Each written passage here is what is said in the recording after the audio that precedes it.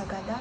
Lord, I pray na ikaw pa rin po ang patuloy na mag-guide and mag-protect po sa amin as we go in this adventure, Apo. Lord, I pray na may you guide us and protect us and cover us with your blood, Apo, na makarating po kami ng safe and sound sa aming paroroonan. I pray din, Apo, na bigyan niyo po ng presence of mind ang bawat isa sa amin upang makita po namin na maayos ang aming mga dinaraanan. Thank you, Lord. Gusto we pray. Amen. I'm walking down this road of mine, this road that I call home, so am I wrong? For thinking that we could be something for real.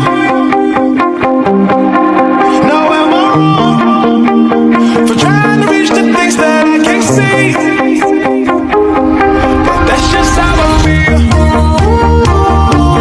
That's just how I feel. That's just how I feel. Trying to reach the things that I can't see.